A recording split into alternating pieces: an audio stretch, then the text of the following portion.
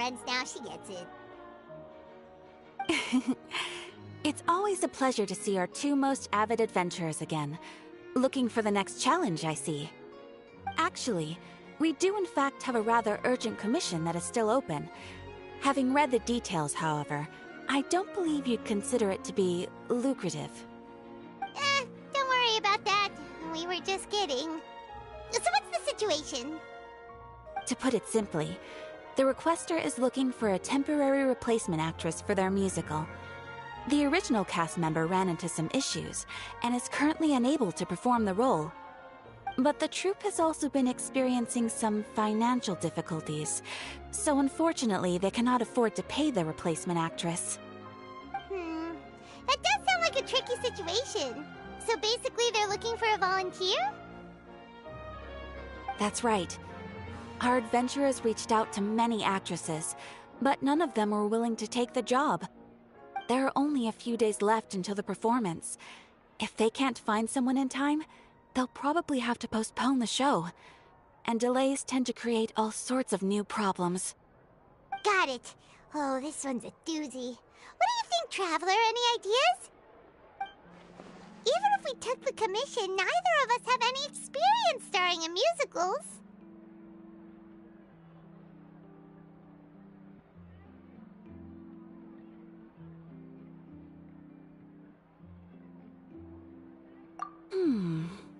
If you're interested in helping, why not start by having a chat with the requester? He's right over there. Maybe you can't fill the role yourselves, but you might be able to help him figure out another solution. Maybe there's something he hasn't thought of. Oh, it's that guy, huh? No wonder, he looks like he just ate a sour lemon.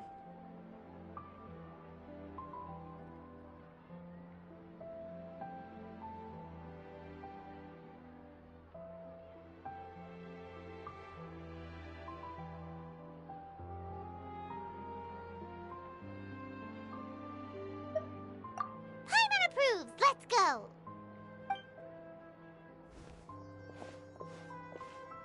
Hello there! Are you the guy looking for a new actress? Wait, I know you two! Are you really willing to act in my musical?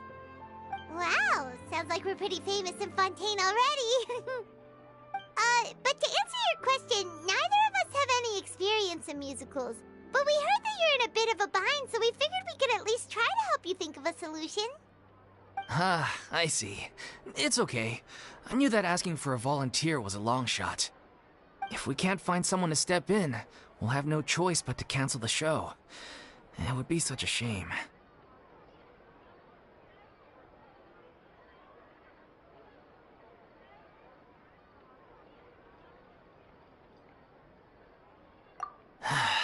That's the thing. We're not some high-profile theater troupe, just a group of amateur enthusiasts. All our sets and props are very crude. We're grateful enough just to get an audience, never mind ticket fees. If we had a way to make this profitable, things might have turned out differently. But now, it looks inevitable that we'll disband. Disband? You're splitting up the troupe? Oh, I guess the lady at the Adventurers Guild didn't tell you? Yeah, this is supposed to be our final show together as a troupe. One last show. And after that, we go our separate ways. So we were really hoping to end on a high note. Nobody wants things to just fizzle out. Not after all the time and effort we've invested into it.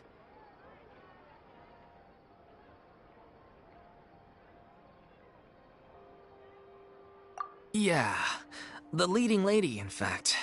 She's been dealing with a chronic illness ever since childhood, and unfortunately, it flared up again recently. It really drains all her energy, so she's in no state to perform. The show just won't be the same without her. But for everyone else's sake, I still hope we can find a way to hold the performance on schedule. Got it. We have a clearer picture now. Let's see if we can come up with any ideas. What if we sponsored the show?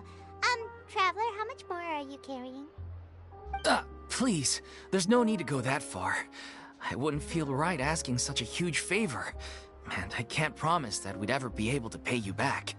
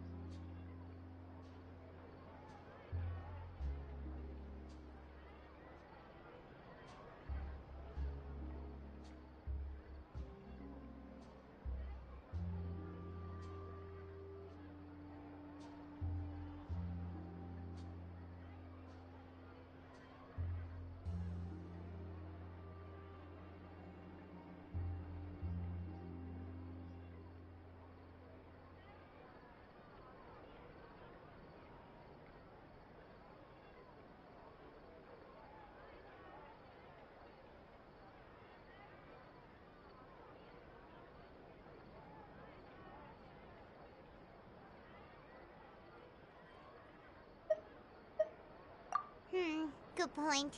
If the actress just goes through the motions for the Mora, that's not exactly rescuing the show. We should find someone who will put on the best performance possible. Oh, wait! What about... you know who?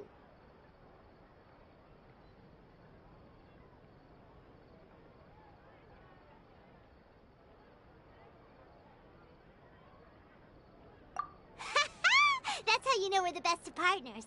Anyway, she should have all the free time in the world right now. She's really good at performing, and she was once super popular with the crowd. Performing in a musical should be a piece of cake for her. Who are you thinking of? Sounds like someone famous. Her? You're... That was a joke, right? Nope. Paimon doesn't actually know if she's performed on stage before, but Paimon's pretty confident that she'd be really good at it. You're not wrong there. She has actually performed in a number of big-name shows before. They were one of the reasons she was so popular. But even if she's no longer the Hydro Archon, it's not like she's suddenly a commoner. She's still an idol to many people in Fontaine, including myself. I just think Lady Furina might feel a bit out of place in an amateur troupe like ours.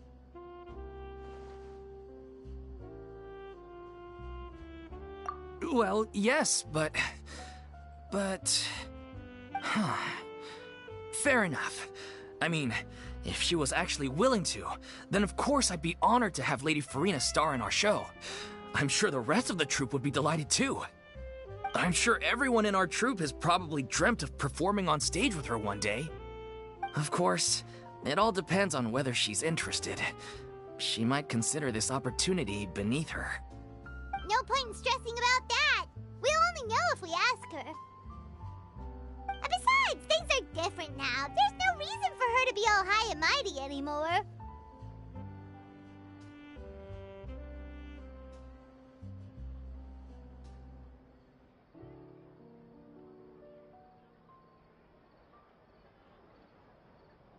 Thank you for your help. I guess I'll just stay here and wait for the good news. Good luck. Wait, where does Furina actually live nowadays? She used to live in luxury at the Palais Mermonia, but she's, moved out, right? As it happens, I have her current address here. I can provide it to you. Woo! When did you get here? I came over when things were starting to sound more promising. I thought I should be at the ready in case my assistance is needed. It is my duty to support commissioners in any way I can. Thank you, ma'am. Thank you so much. Well, now that we've got the address, we'll go find Furina. Back in a jiffy.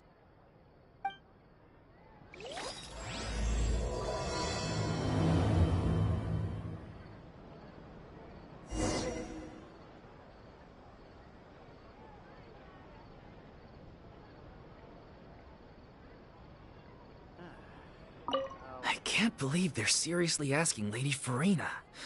Seems a little over the top. Try not to worry. May I pour you a glass of water?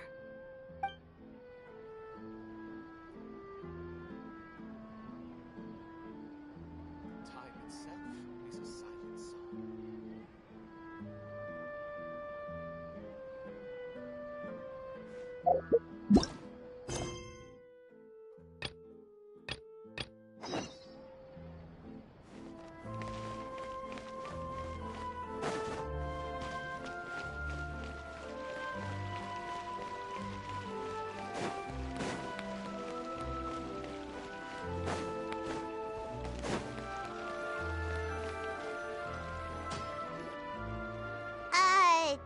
Did Catherine really give us the right address?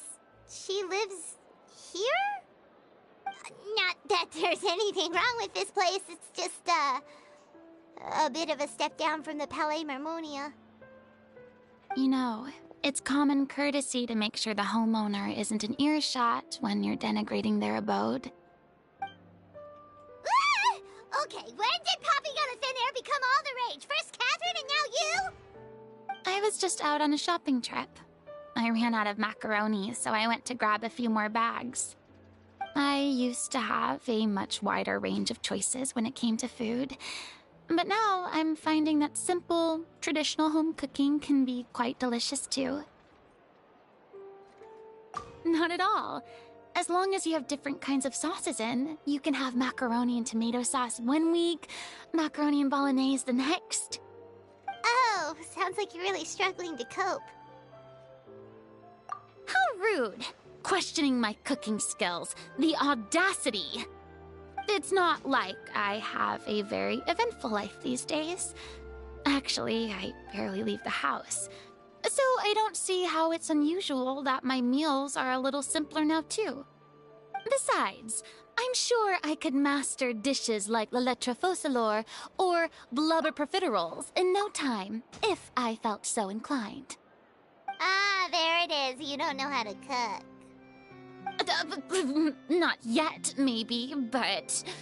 Anyway, what are you even doing here? I do hope you didn't come here just to ogle at my fall from grace. Let me first be clear that I'm not taking guests at this time. So if you're just here to clown around, then please be on your way. Shoo! Sorry! We're sorry! Please don't be mad! Yeah, exactly! What the Traveler said! Paimon wasn't trying to make fun of you. Hang on a sec, you weren't exactly holding back either. My help? Well, maybe you're forgetting that I'm no longer the mighty Hydro Archon. I don't even have a vision, you know. Don't worry, it's nothing that serious. It's just very specific, and you're the one with the power to help!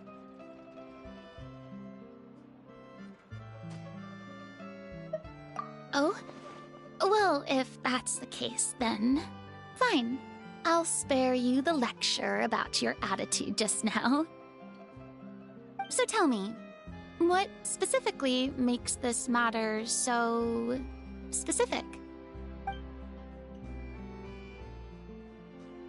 Ah, I see. I knew you couldn't have come all this way just to amuse yourselves at my expense. After all, I was once the brightest star in all of Fontaine, well-versed in all the various performing arts. A mere musical is well within my capabilities. But given the present circumstances, I'm afraid I must regretfully decline your casting request. How come? It sounds like this would be a breeze for you.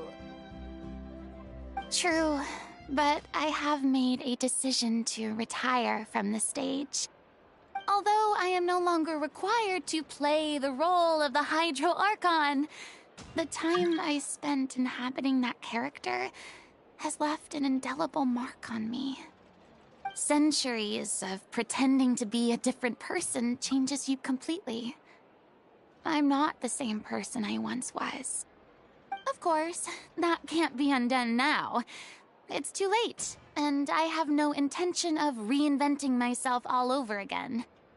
But at least I can say that I no longer desire to play any new roles. Paimon can understand, but this is just a one-off part to fill in for someone who's sick. Surely that's okay. Whether it's a one-off or not, it's a boundary that I've committed to no longer cross. If I make an exception to the rule now, I'm just leaving a back door for myself, which would be the same as not having a boundary in the first place. So I'm not going to perform, and that is that. Okay, guess there's no convincing you. Well, is there anything else we can do to help out the troupe? Otherwise, they'll just have to disband without any fanfare. Do you know any other actors who might be interested in the role? Nope. Short and to the point, okay. I've never been great at maintaining relationships. Besides, anyone I've ever worked with probably couldn't wait to get rid of me. Since I'm just an ordinary person now, they'll probably just laugh in my face if I go asking them for help.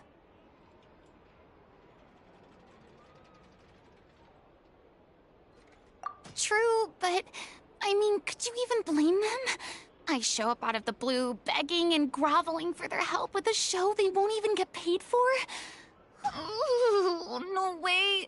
I'm dying from embarrassment just thinking about it. Nope, not happening. Well, is there anything else we can do? This performance really means a lot to the guy we're working for. Have I not made myself clear? You're barking up the wrong tree. I don't want this job, nor do I know of anyone else who would. Sorry. I didn't mean for that to sound so harsh. I wish I could help, really. But if I thought I had the answer to this problem, I would have said so by now. It's all right, Furina. Paimon just wanted to make sure we tried everything. Oh, everyone in the troupe will be so disappointed.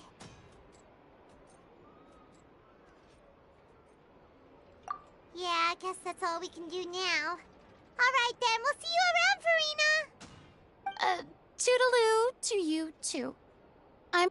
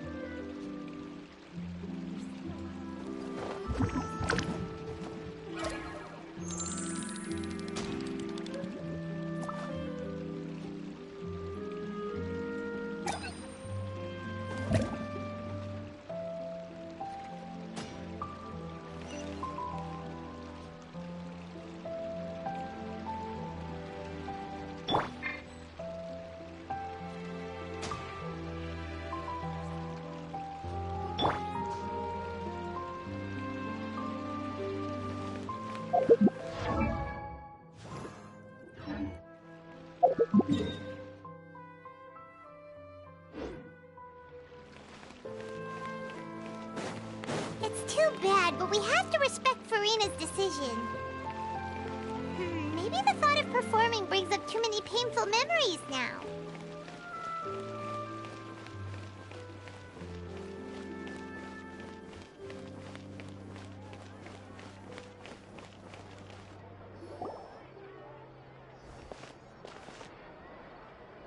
Huh? What's going on? Are they arguing?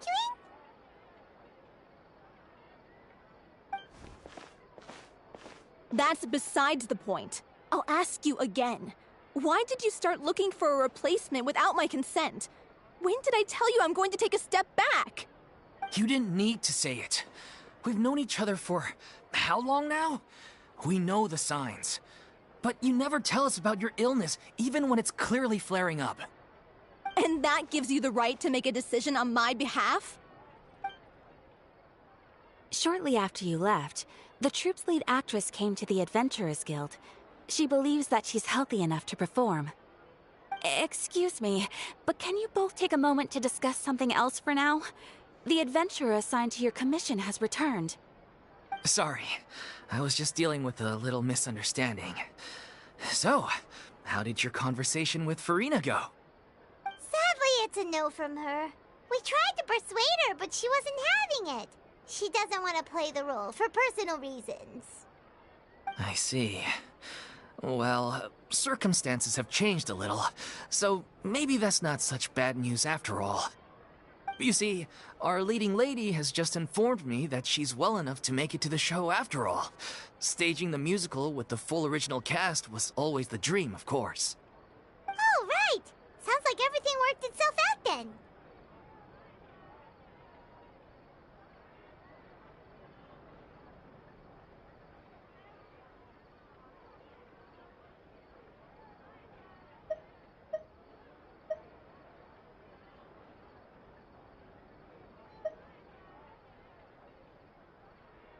Yeah, she'd be livid. We'd get the scolding of a lifetime. Jeez, is Lady Furina really so harsh with people? Only joking, calm down. So, guess we can consider this case closed now, huh? Despite the fact that we failed to complete the commission, we were still racking our brains for ideas on the way back here.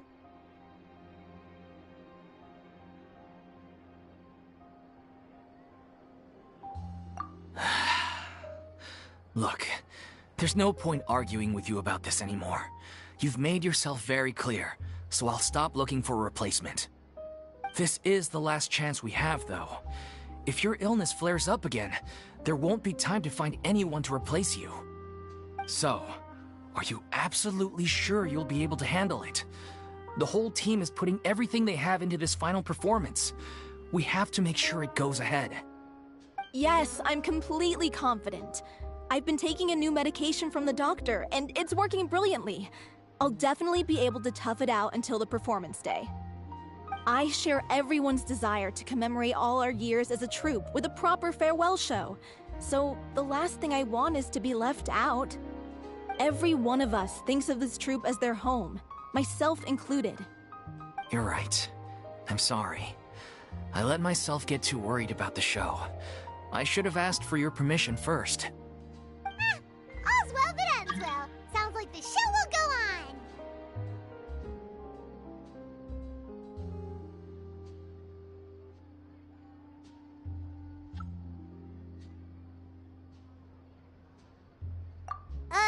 Sure.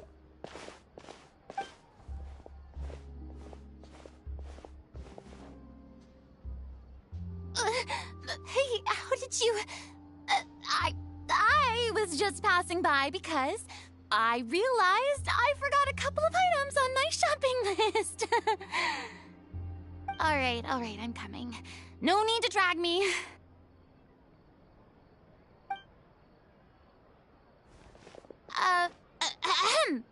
Hello, one and all. I couldn't help but overhear your conversation just now. Furina? Didn't you say you were gonna take a rest at home? What are you doing here? I was just ever so slightly concerned about the situation you mentioned. Yes, a teensy bit concerned, that's all. When you came to talk with me earlier, I jumped right to explaining my position and said some strongly worded things. And all before I even had a full grasp of the situation. Anyway, I just feel a bit bad about how it went down. I'm sorry, Paimon. Oh, it's totally fine. Paimon didn't take any of that personally.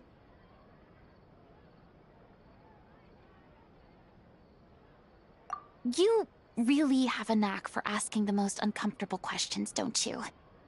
I felt very sheepish, having had a change of heart after flatly refusing you. And then, to make matters worse, you caught me. But in any case, it sounds like the issue has already been resolved. Yeah. When they said they were gonna ask for your help, I almost had a heart attack. I mean, how could we be worthy of having Lady Furina star in our show? There's no need to think like that. And no need to keep addressing me as Lady. Just Furina is fine. I was wondering, if this troupe is so important to all of you, why does it have to disband? If the difficulties are purely financial, then there must be a solution. You could put the shows on pause while you look for a sponsor, for instance. Everyone seems so devoted to the troupe. I'm sure if you keep chipping away, you'll find a way through. We all want to believe that, but some things are just beyond our control. Everything's been going downhill ever since we lost our director. She was the heart and soul of our troupe. She kept us going. Her name was O'Reilly, and she was the founder as well as the artistic director of our troupe. And tragically, she was a victim in the serial disappearances case. What? That's actually how I recognized these two. It was all thanks to their efforts that the true culprit was brought to justice. But still, no sentence can bring our director back to us. She was a loyal fan of your performances, Miss Furina. They were what first inspired her to get into musical theater. She rallied many people around her who were destitute or had lost their sense of purpose in life, and convinced them to join her troupe. She wrote her own scripts, acted on stage, and mentored each and every one of us. People loved our performances back then. We seemed to be going from strength to strength. Things were really looking up for us.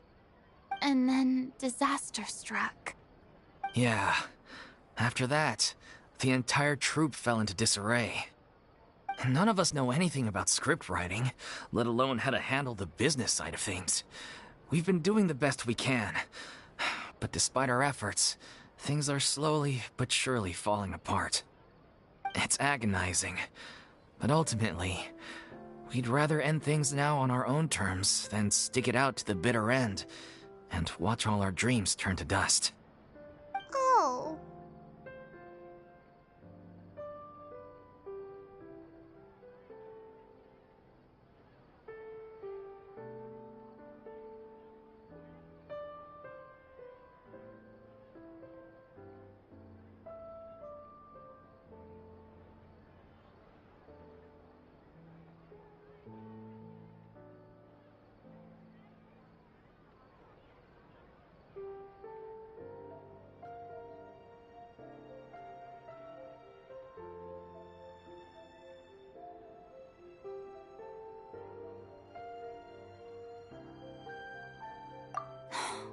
What a terrible waste. A gifted artist from humble beginnings who achieved so much and no doubt had much more to give. And then her life was so cruelly taken. I suppose it's fair to say then that this final show, besides being your farewell to the stage, is also your final gift for her? Yes, exactly. We all miss her terribly. Well, good thing I followed the Traveler here. After hearing this tragic tale, I can no longer stand by and do nothing. Furina. I know what you're thinking, but I by no means plan to cross the boundary I've set for myself. Besides, they're no longer looking for a replacement anyway. I can, however, provide some artistic guidance from the vantage point of a highly experienced audience member. But only if you feel this is something that would help, of course. Oh, most definitely! We'll take any guidance that you can give. We unfortunately don't have any budget for a consultant, though. Will that be a problem? I don't need any compensation. All I'd ask in return, if you're willing, is that you tell me some more about the life and work of your late director. Something I've begun to realize since my departure from the Opera Epiclese is that there's a lot you don't see when you observe everything from on high. The law only judges criminal behavior and does not weigh human emotion. The court's verdict can settle the question of criminal liability, but what about all the unresolved emotions of the parties involved? What happens to them?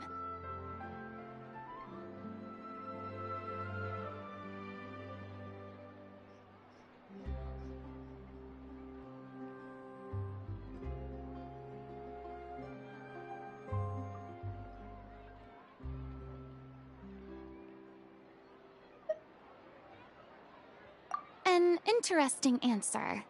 But if you ask me, I think all emotion shall ultimately return home to the heart and slowly settle with the passage of time. Take, par exemple, how this troupe pines for their late director.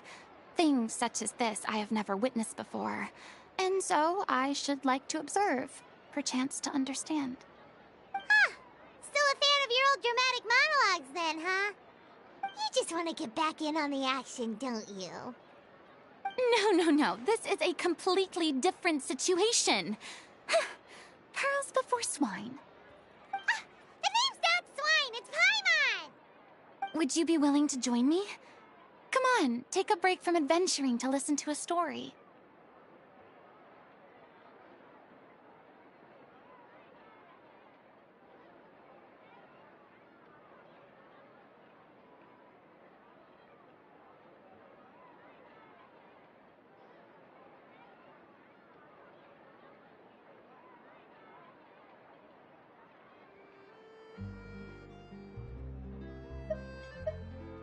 Thank you all so much. Our director was a huge fan of Miss Furina's performances, as of course we all are. All right, follow me. We'll go to our usual practice space. Please excuse the size. It's a little on the smaller side.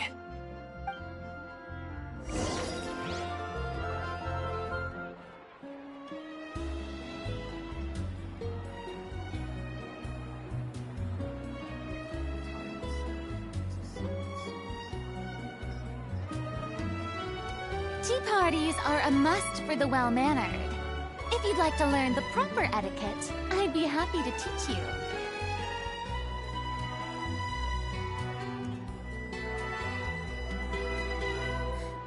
Can we play Banker next time?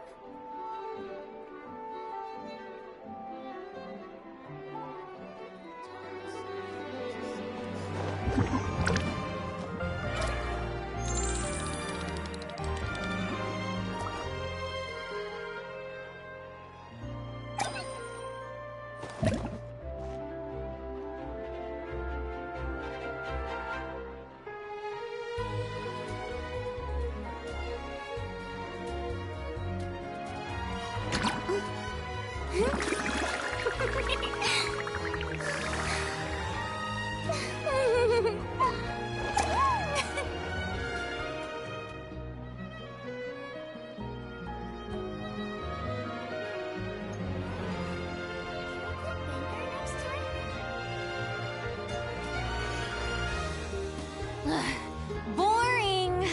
Isn't there anything else more interesting to do?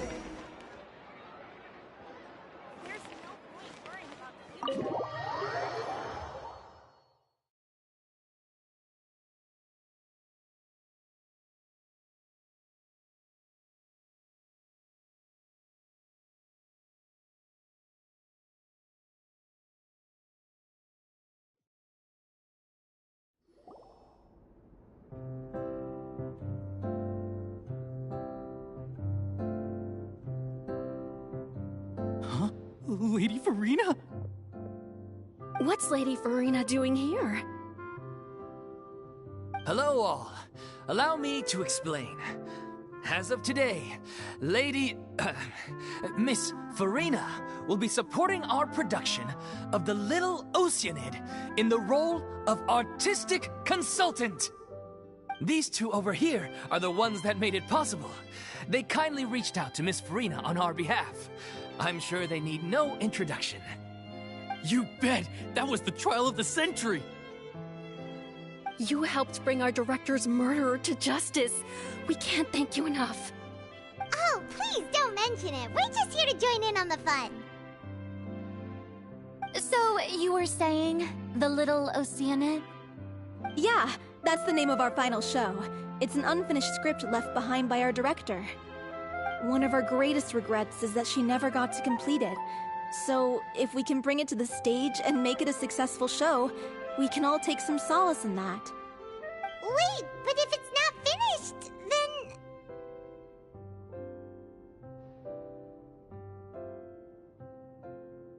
Yeah, we've been battling issues on every front trying to realize this dream. Anyway, let me give you a quick summary of what the story's all about. The protagonist of the story is a young Oceanid who transforms herself into human form, despite the protests of her family. She longed to live just like any other human, and sure enough, she found friendship and even love. Everything seemed perfect. But one day, her true identity was exposed, and her world came crashing down around her. So far, so good. A classic tale.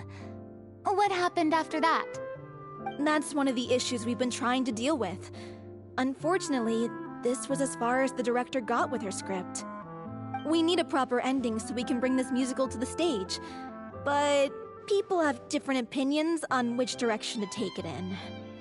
We still haven't decided between a happy ending or a true-to-life tragedy. By true to life, you mean the director's sudden disappearance? Yeah, like they say, truth is stranger than fiction. But then there's the question of whether we really want to use the stage to pass our raw pain onto the audience. Exactly. A lot of the time, people come to watch a show just hoping for some light entertainment. We have to consider their emotional stake in this, not just our own. And one last thing. We're still waiting on confirmation from two of our main actors. The first is Paulo, who plays the protagonist's lover. He's locked himself away to focus on writing an ending for the script. But the deadline's passed, and we still haven't heard from him. The other is Villemont, who plays the main antagonist. He took the director's death pretty hard. Hasn't set foot in the city since. He did write to us, promising that he'll be there for the final performance, but we haven't seen or heard from him since. So we're not really sure what to make of that. Huh. Although, now that we have Miss Furina helping us, maybe we should take the opportunity to get everyone back together. What opportunity? What do you mean? Maybe you're unaware, but your name has always been like a rallying cry for us. Our director was constantly singing your praises. All of us look up to you as a role model. Oh, stop! You're making me all flustered. Although, not in a bad way. I suspect the reason they're dragging their feet is that they have their doubts about whether the show will really go ahead, considering all the issues you've been facing. But one by one, all the obstacles are being removed. Now is the time to rally the troops. Makes sense. Okay, priority number 1, let's check in with Paulo and see where he's at with the ending. He went back to Poisson a few days ago. Said that staying in a friend's home might help him to relax and escape the feeling of isolation. I thought the last thing his friend would want right now would be to take visitors, given that Poisson was flooded not too long ago. But I guess it's the opposite. A friend in need and all that. Yeah, maybe he could use some company. Poisson? Nothing. I suppose my presence will be indispensable if we are to restore his faith in the show. So, allons-y. To Poisson!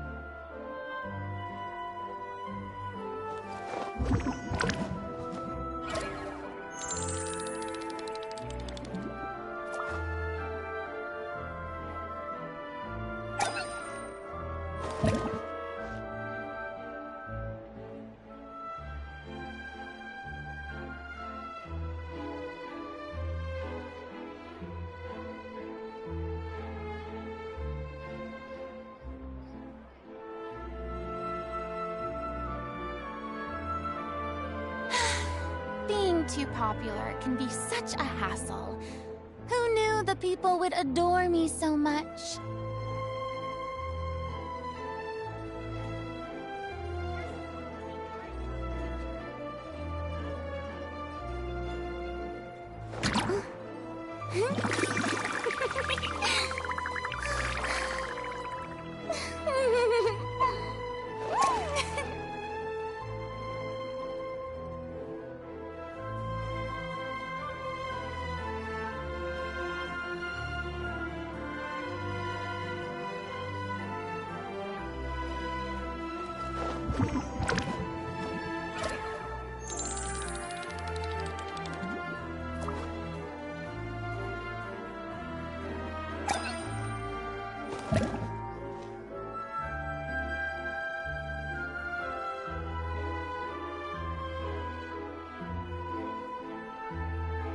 There's no point worrying about the future. Hey, Sarah, Sarah. Boring! Isn't there anything else more interesting to do?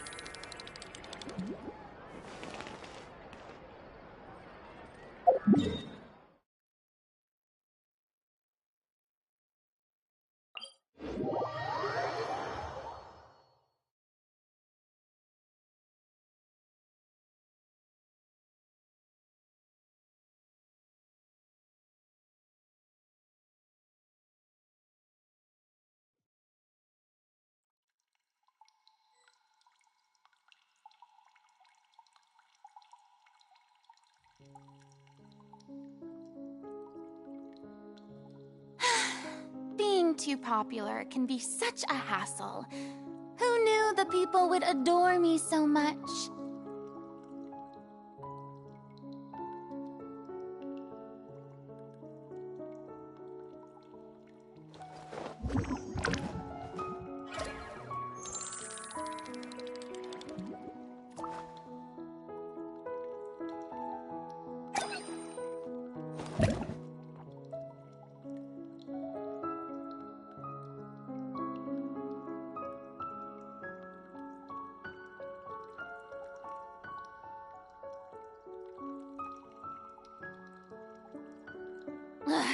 Boring! Isn't there anything else more interesting to do?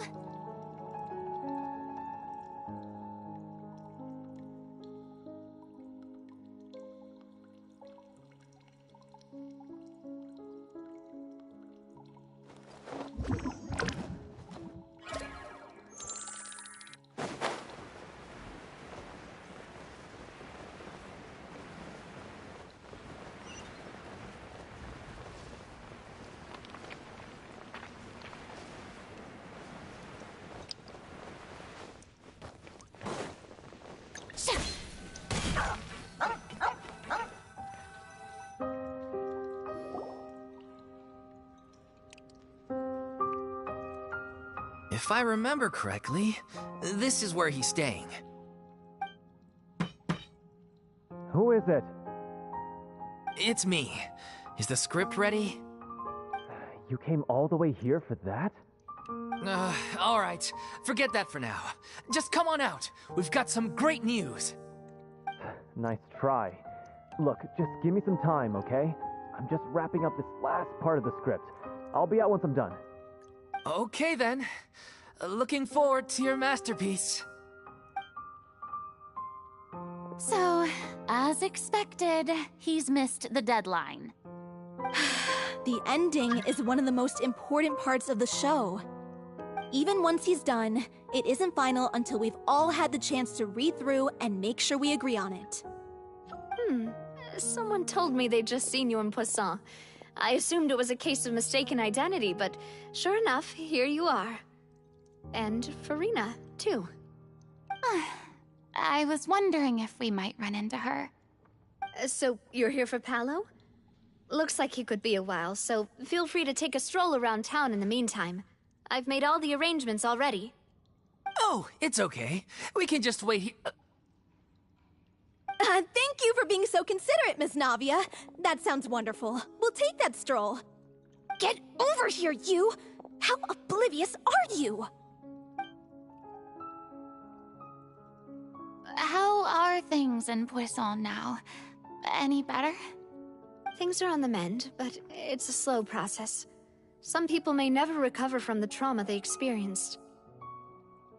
I'm sorry to hear that. I wish there was something I could do. Please, must our conversations take such a depressing turn every time we meet? We all have painful memories, but we don't have to let them cloud everything we do. And if you're trying to make a new start, perhaps it's best if you don't bring up the past all the time. Thank you for your words of comfort. You make a very good point. But for now, at least, I think I should stay with the way I'm feeling for a while longer. It's okay. These things take time. Moving on from a painful experience is easier said than done. Which brings me to why I'm here. I thought you should probably know that not everyone here is ready to forgive and forget after the Hydro Archon's inaction in the face of catastrophe. To avoid upsetting the peace, I told the townspeople that everyone here is a member of the theater troupe, and that you are just an actress playing the role of Furina. It's not a perfect solution, but hopefully it means you won't have to lie low while you're here. That's so thoughtful of you, Navia. Well, what do you expect? I am the courageous and considerate president of Spina di Rosula, after all, like my father before me. Anyway, that was all. Look after her now.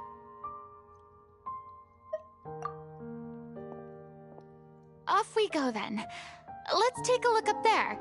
I don't have any friends that I can be frank and honest with, so maybe she's right. You're the closest thing to friends that I have.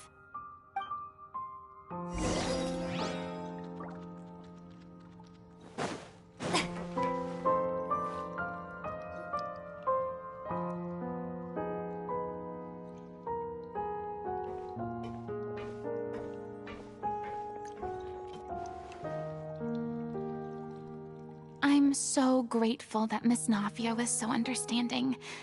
To be perfectly honest, I didn't know if I was ready to meet her. It's always easiest to just run away from your problems. But that never fixes anything.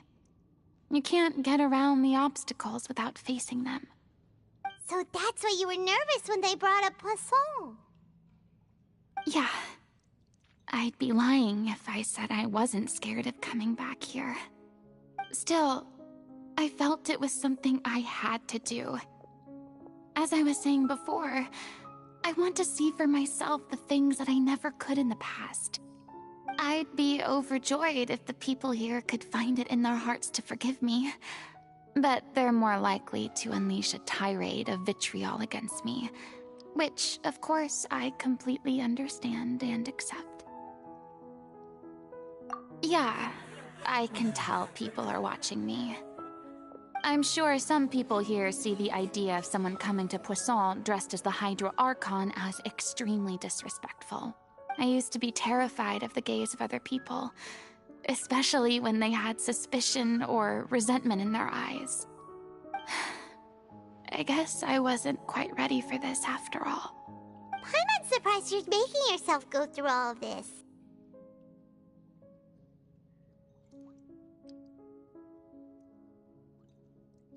I can't let myself see only the things I want to see. How would that make me any different from before? Look! There seems to be a crowd gathering over there.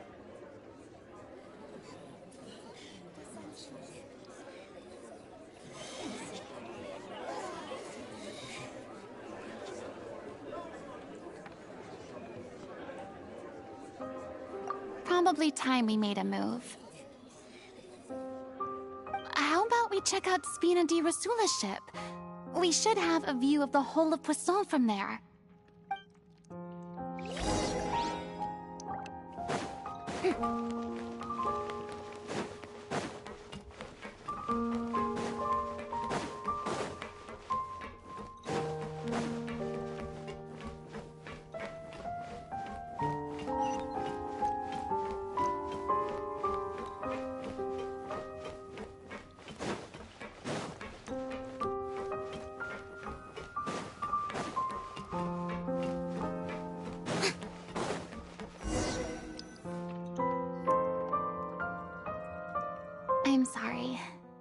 probably just wanted a relaxing stroll, and here I am dumping all this heavy stuff on you.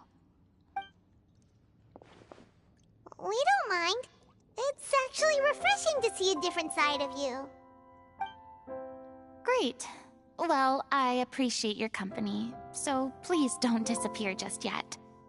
I don't know whether you can tell, but the years of suffering and loneliness aren't the only reason I have a hard time facing up to who I used to be.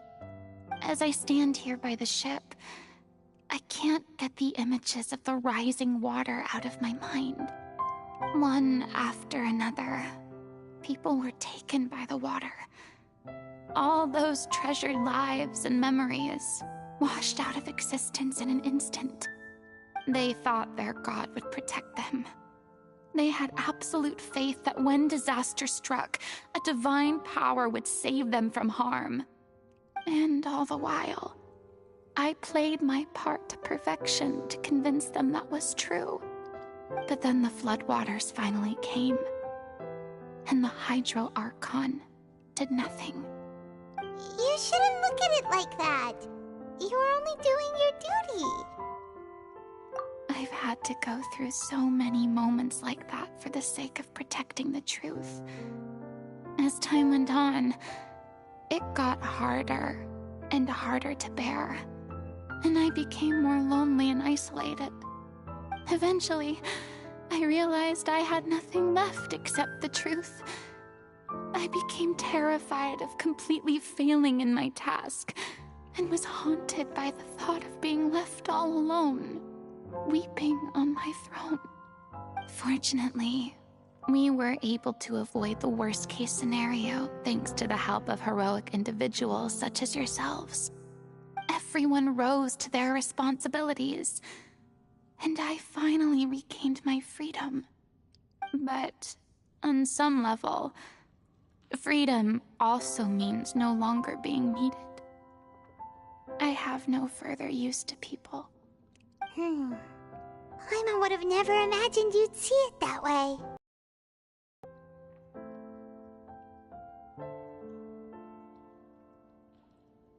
A reward?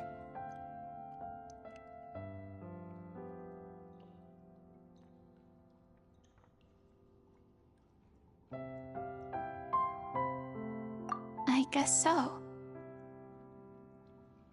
Back then, I didn't even dare to dream about having someone to confide in. I was scared of someone recognizing me for who I truly was, and exposing the secret I swore to protect. Believe in the Furina you see on stage. She is the one you can trust. I had to keep all my feelings, all my curiosity about life to myself. No one could be allowed to know. That's what I really meant when I said I'm no good at maintaining relationships. So that's where you were coming from. Paimon totally thought you were just a bit of a diva at heart. Could you please get off my case? I don't know what's gotten into you today. I'm making an effort here. You could at least try to do the same.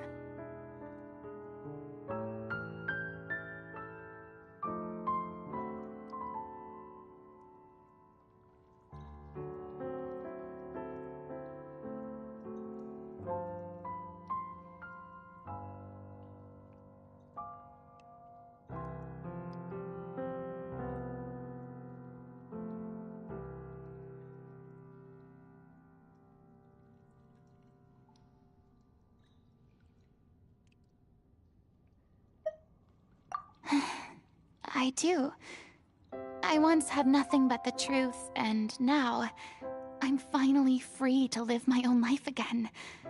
And even though I have no idea where I'm going right now, at least the choice is in my hands. All right, it's about time to head back. Paulo should have finished the ending by now. Sure! Okay, let's head back and check it out.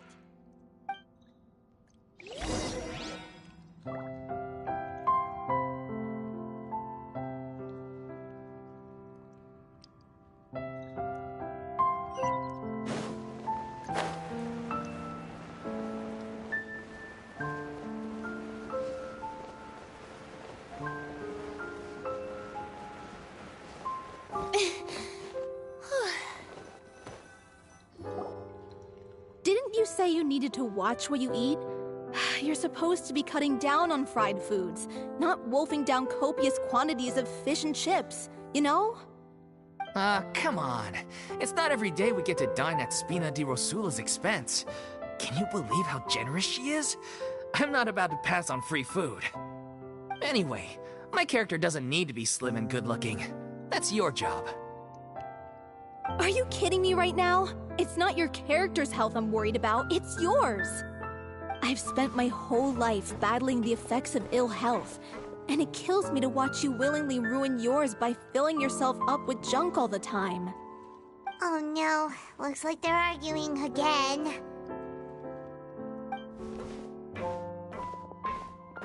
We're back! Could you maybe put your differences aside for a moment? Ah, you're back. We've been enjoying Spina di Rosula's VIP treatment in your stead. Paulo's nearly done. We shouldn't have to wait too much longer. Great! So you were discussing your characters, right? We heard she's playing the Oceanid who turns into a human girl. What about you? Me? I'm an Oceanid too. He was originally supposed to take the form of a crane, but he outgrew that role. Well, the costume at least. So now he's playing the boar instead. Sorry. The boar's not a bad character, actually. He's the one who raises the little Oceanid, yes? That's right. He has some pretty memorable lines too, like when he imparts some solemn words of wisdom to the little Oceanid. If you become human, you can reveal your secret to no one. You will face suffering and loneliness. Is this truly what you want? Wait, that sounds kind of familiar. It's the most important line in the whole script. I think it's a symbolic statement about our director's life and legacy. She kept quiet about all the trials and tribulations she faced in running our troupe, allowing us to devote ourselves fully to performing. It was only after she was gone that we realized how tough her job really was. You mentioned earlier that the troupe is like your home. Yeah. I was born with an incurable illness, and once my family found out it couldn't be treated, they decided they didn't want me anymore. I spent some years taking whatever work I could find and trying to manage my illness with various medicines. But whenever I had a bad flare-up, I'd be lying in an alleyway for days at a time. It was like that until the director found me one day. She told me I had a great voice and asked if I was interested in studying singing from her. I said yes. She took me under her wing, taught me to both sing and act, helped me find Mora for my meds, took care of me when my condition decided to flare up. I know it was all a huge burden on her. She sounds like a really incredible person. She really was. She gave everything she had to her troupe and the people in it. All of us were so proud to call her our director. I was a lost child too when she found me. As the child of a murderer, my parents weren't around when I was little, so I got sent to an orphanage. The other kids were always picking fights with me. They'd say things like, "Come on, you must be pretty tough if you're the son of a murderer." It was just to taunt me, though. I was an easy target, and they knew it. One day, I got beaten up so bad that I just couldn't take it anymore, so I ran away. I lost all faith in humanity by that point. Thought the whole world was out to get me. Let me guess. Fortunately, the next person you ran into was the director. Yeah. For the first time in my life, I was somewhere I felt safe. And I promised myself I'd stay here until the day the group parted ways. The day you hoped would never come. How times change. Oh, you're finally done? Get your butt over here. There's someone I need to introduce you to. This is our new artistic consultant, Miss Furina. Furina? The Furina? Oh my god, how did you manage to wrangle that? Please, the honor is all mine. I was profoundly moved to hear about your troupe and your wonderful director. I just wanted to do something to help. Same here! Even so, this is just... Oh, wow. I'm sorry. I'll try to calm down. Now, where was I? Ah, yes, the script, of course. Let me give you a rundown of how the story unfolds in my version of the script. I'm sure you're already familiar with the beginning of the story. A little Oceanid decides she wants to become a human, against the wishes of her family. She finds love and friendship in the bustling city. But then, disaster strikes. The people start to notice that all the fresh water in the surrounding area is slowly disappearing. The soil is becoming arid, plants and flowers are withering, and the people begin to panic. The little Oceanid, Cleo, and her lover decide to do something about it, and investigate the truth of the matter together. In the end, they discover that all the waste and pollution created by humans over the years has caused the fresh water to flee the land, as if driven by a consciousness of its own. Consciousness? You mean the water is sentient? Water as a conscious entity. There's actually quite a few stories that explore this theme. Since the little Oceanid is a water spirit, she immediately understands how the water is feeling. She then tells her lover about her true identity, as well as the truth behind the crisis. Her lover accepts her for who she is, and works with her to find a way to bring the water back. However, the little Oceanid is accused of being directly responsible for driving the water away, and faces the greatest dilemma of her life. And then? In the end, she makes the brave decision to sacrifice herself to save her lover, and the rest of humanity. Huh? But didn't they all treat Cleo like a villain? Why would she want to save them after that? Well, she mainly wanted to save her lover, plus everyone who'd stood up for her. Through her love for her human partner, she was able to find an even greater love, one that extended to all of humanity. Surely the biggest strength of Cleo's character. There's actually something else that bothers me. You know the protagonist is supposed to represent the director, right?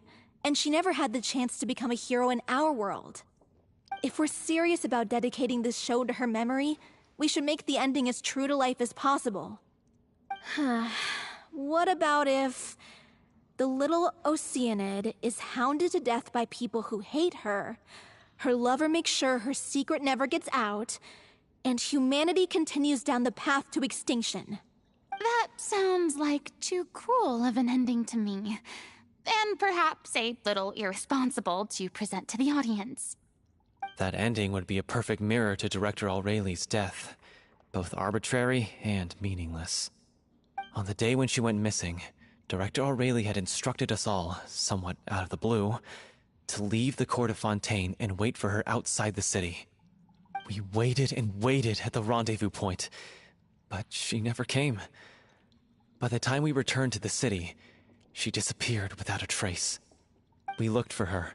The Gardamex looked for her, but she was nowhere to be found. Increasingly, all the signs seemed to point to her being the latest victim in the serial disappearances case.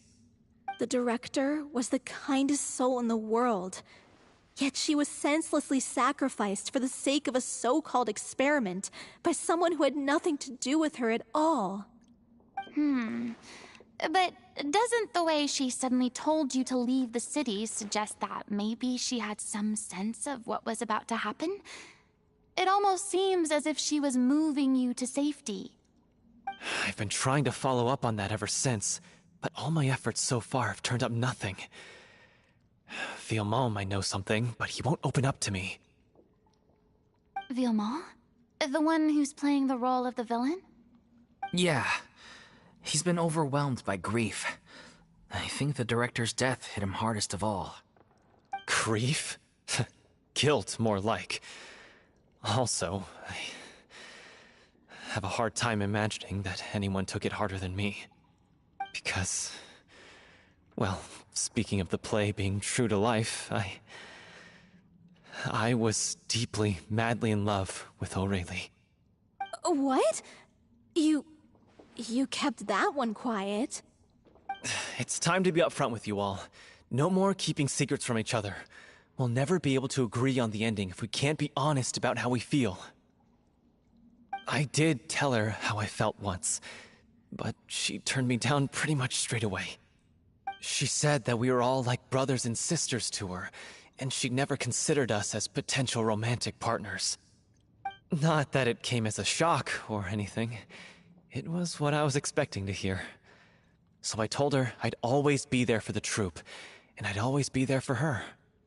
I said, maybe one day in the future, when everyone's settled into their own lives and on the up and up, and managing the troupe no longer required her constant attention, well, maybe then she could reconsider what she really wanted in her life. And now, that day will never come. Oh, Paulo. So if I'm the one writing this ending, then I'm gonna make sure it does right by O'Reilly. I won't let anyone get in the way of that.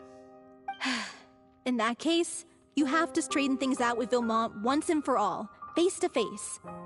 We've all had our differences of opinion over the ending, but those two have never seen eye to eye on anything. One of them has to compromise if we're ever going to reach a final decision. Well, if that's where we're at, looks like it's time to go visit Vilmont. Are you ready to face the truth? Honestly, I'm slightly terrified. But for the sake of our final performance, I'll do whatever it takes. Funny you should ask, though. You really do get what I'm going through right now. I certainly do. Come on, everyone. Allons-y!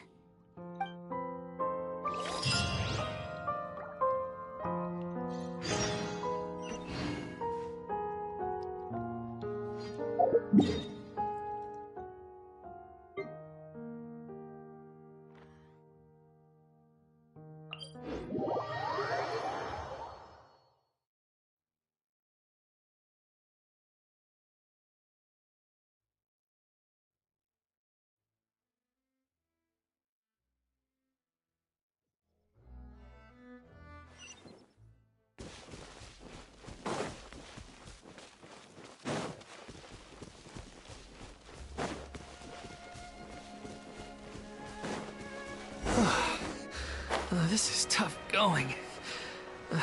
Delphi, are you sure you can manage in your condition? I could ask you the same question. Try to keep up.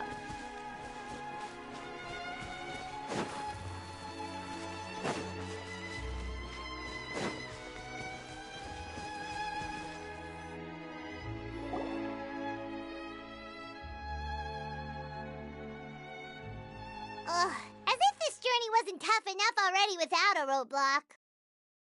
Don't worry. We should all be fine with the traveler here. We don't need to take a detour.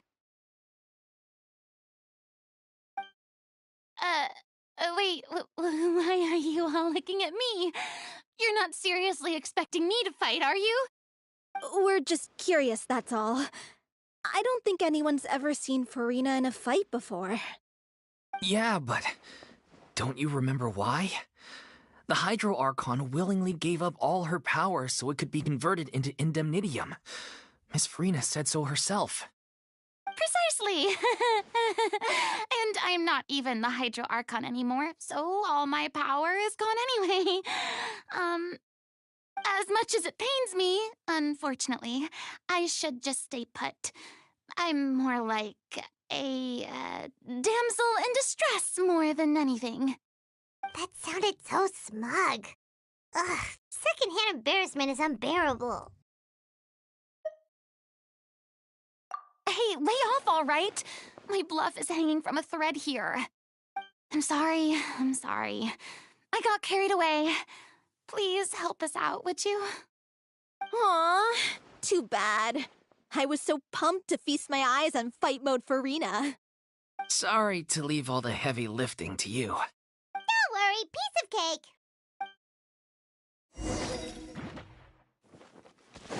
Strike a pop! Mind the side effects. Taking a turn for the better. Stay put.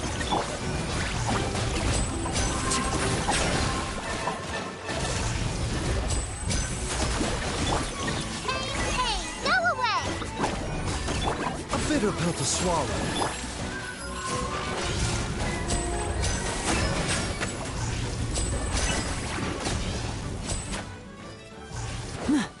And voila!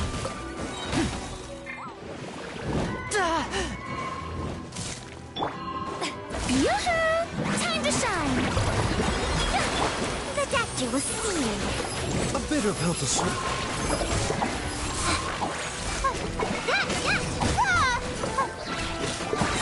Ready, go!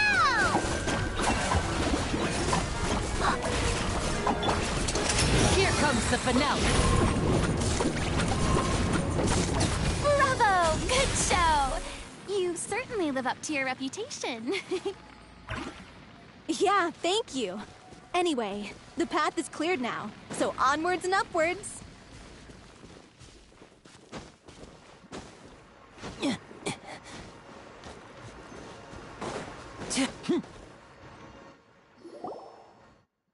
Vilma, are you there? Huh? Oh, it's you guys. Wait, what's Lady Furina doing here? I can explain. We've been rounding up the whole troupe. We now have everyone except you. So, you think knowing the truth about the director's disappearance will help you write an ending to the script that pleases everyone?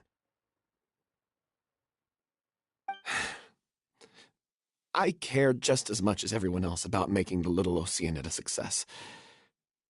That's why I wanted to wait until after the show. If I open this can of worms now, I just don't want to make things difficult between us. We're supposed to be a unit when we're on stage. Vilma, avoiding the truth will not help anyone. Unless you mean to suggest that Aurelie's death had something to do with you. I don't want to talk about it. Listen, Vilma. I used to think that my love for Aurelie was a point of shame. I never brought it up to anyone. But now, I've made up my mind to put it all on the table. I'm prepared to face everything, to sacrifice everything for the sake of the show. The Little Oceanid cannot be complete unless we do justice to Aurelie on an emotional level. This is why people think of you as not being the smart one. As you all know already, the troupe was kept afloat not from ticket sales, but donations from the audience. Of course, that was nowhere near enough. We took on side jobs when we weren't performing, but even then, the troupe's financial situation was pretty dire. So, anyway, one day after a show, a merchant came to me and offered us a huge sponsorship. In return, we just had to provide the audience with their drinks during performances. It seemed like a win-win, so I said yes to it on the spot without consulting the director. It was only when the merchant came to deliver the goods that I realized the drink in question was synth. Isn't that the drink peddled by the culprit behind the serial disappearances case?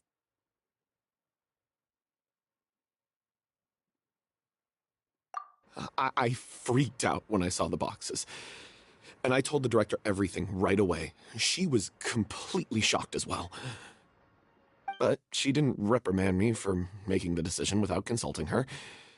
Instead, she contacted the merchant and stated that the troupe could not agree to this collaboration. The merchant was furious, berated us for going back on our word, and threatened to sue us for damages. The amount was astronomical. There was no way we'd be able to pay. And then I was going to sort it on my own, but the director stopped me. She said that this was an issue for the whole troupe and it wasn't my fault. But things only got worse from there. The synth merchant just wouldn't let up, and then suddenly the director told us all to leave the city one day. I knew then that things must have reached a boiling point. I admit this whole thing was my mistake. I didn't dare to tell any of you the truth back then, and after the director disappeared, I was even more afraid to say anything.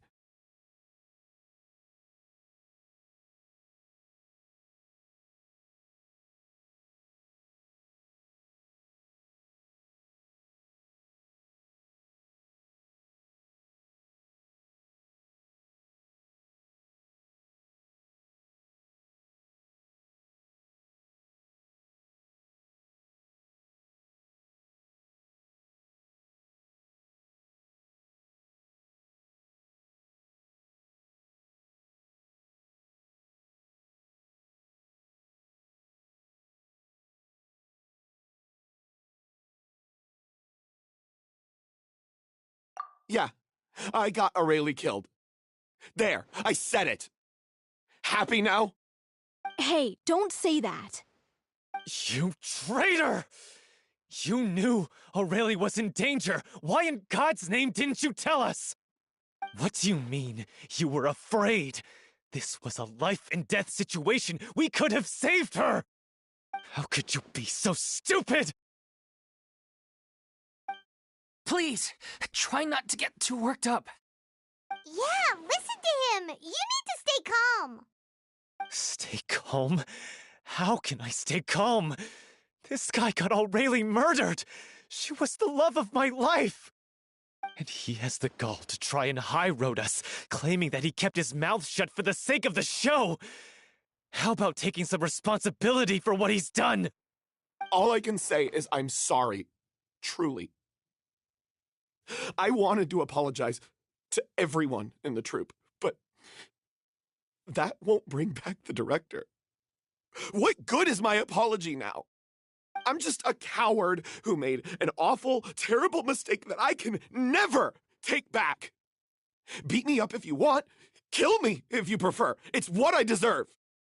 End my life so I can meet the director and apologize to her in person. Get out of my sight! Go! Get lost! I don't ever want to see your face again! That's enough! You've screamed and shouted at each other for long enough. Now pipe down, both of you! Can you stop conflating the show on stage with your real-life relationships in the troupe? You keep saying that you want to use this final performance to pay tribute to your director and celebrate her life. How can you do that if you're just using it as an excuse to vent your own emotions? You're right. I'm sorry. On stage, the lead role is the focal point of the audience's attention. And you're all used to seeing the director as the heart of the troupe. But in her own life, her greatest desire wasn't to be the center of attention. I can tell how much she loved you all, and how much she loved the troupe. What she wanted was to build a warm home for all of her brothers and sisters, to shield you all from the storms that rage in the world outside. That's how you should remember her, and that's what you should be celebrating. I understand why you're trying to make her the hero of the story, but isn't she your hero already? After everything she did for you? Yeah. So think hard about what that means. And then think again about what you hope to achieve by arguing with each other. If you really hate each other and can't reconcile your differences, then you could just call it quits now. Why bother with the final performance if the group is already fractured? But you can't bring yourself to do that, can you? You care too much about Director Aurelie and the home she built you all to let go. What are you laughing at? I don't see what's so funny. Sorry, I didn't mean it that way. It's just that, for a moment there, it felt like our director was back with us again. If she'd seen Paulo and Vilmont at each other's throats like that, she would have scolded them exactly like you did, in that same stern voice. Really? But she sounded like such a gentle person. Of course she was. Even her harshest lectures came from a place of kindness, and it showed. She really was a truly outstanding person. What you said, it really puts everything into perspective. I'm truly sorry.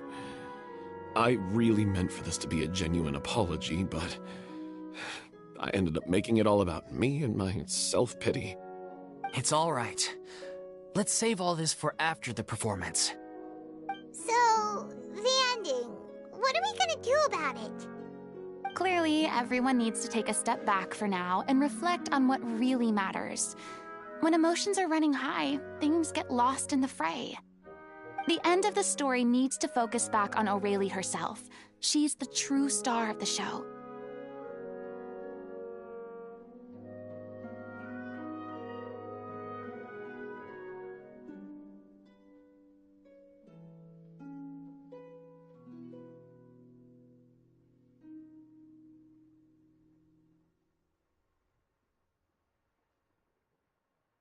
What do you mean? The Traveler is right. You once investigated that underwater synth base and recovered items belonging to the victims. If you could find anything that O'Reilly left behind, perhaps we can get a better sense of what she went through in her final days. You really think that's possible? I trust that nobody would object to the ending of the story being based on O'Reilly's true feelings. No. Well, we'll leave this in your capable hands. Come, let's pay a visit to the Palais Mermonia. The rest of you, head back to the rehearsal location for now, and wait for our good news.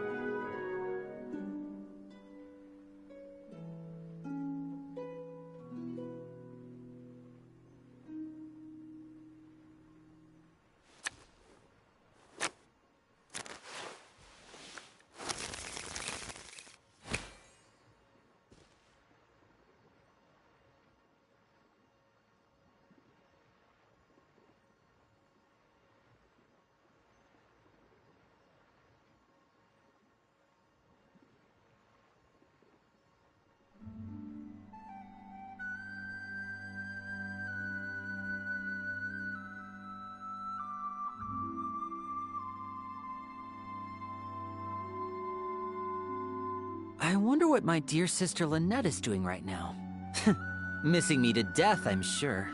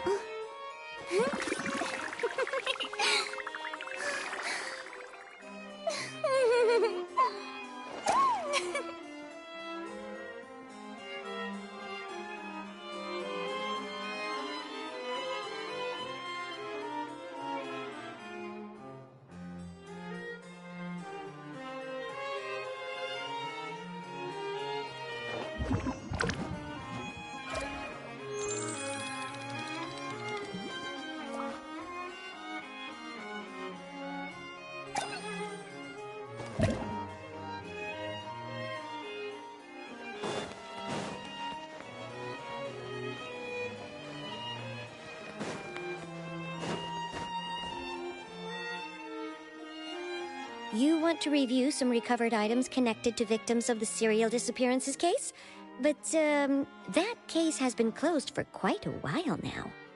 Still, since you were the ones who discovered and submitted the evidence in the first place, you don't actually have to submit an application.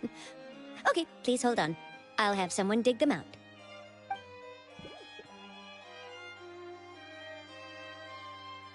So, this is all O'Reilly left behind. Just whatever she was carrying on her person and this tattered old notebook. Hey! It's full of script lines! And sketches too! Looks like they show where the different props should be placed on stage. Let me take a look. Maybe there's something in here from after she was kidnapped. Aha! I found something. To whoever discovers this diary. Let's see. Looks like she kept a detailed record of her captor's actions. She even mentions the truth behind the experiments on dissolving young women. If we'd had the chance to examine this notebook carefully back then, it would have been a conclusive piece of evidence proving Vacher's guilt. Vacher took so many lives. It's still so unthinkable how many victims he had. I guess Aurelie must have written all of this down in the hope that her records would one day be of use to investigators. Wait, it cuts off. Her handwriting here gets patchier and more illegible by the line. She probably didn't have much strength left.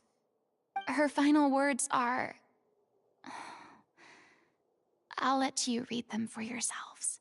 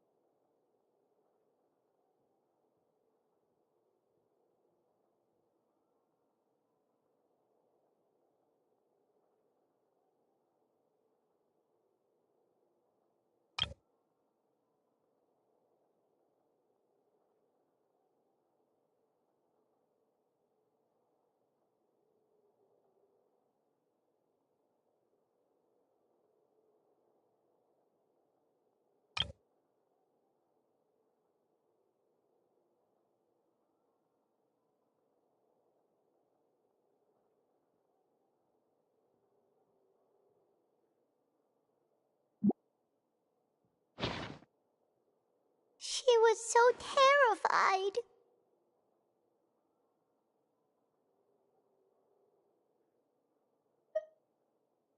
She may have been a mighty hero in the eyes of her troop, but at the end of the day, she was only human. I can't bear to think how painful and lonely her final days must have been. Wait. This part on the last page sounds strangely familiar.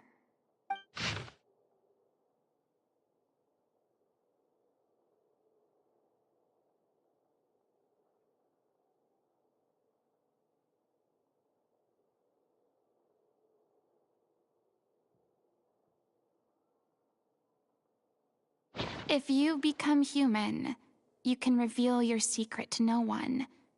You will face suffering and loneliness. Is this still what you want? Isn't that the most important line in the Little Oceanid? Because I am an older sister to them. Oh.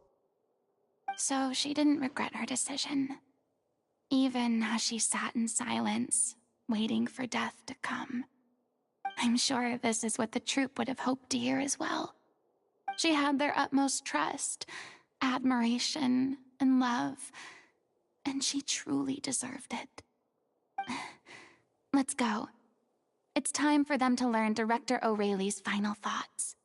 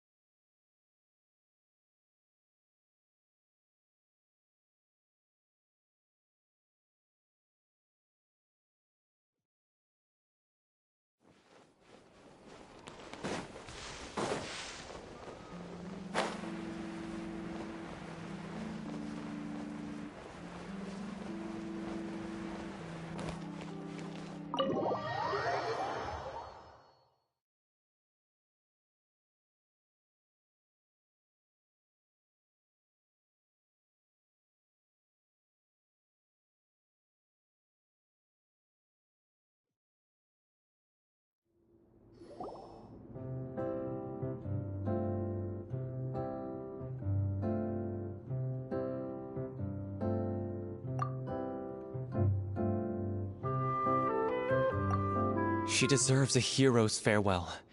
If that's the only way to convey to the audience the courage and selflessness that she showed in the face of death, then it's a meaningful way to end the story.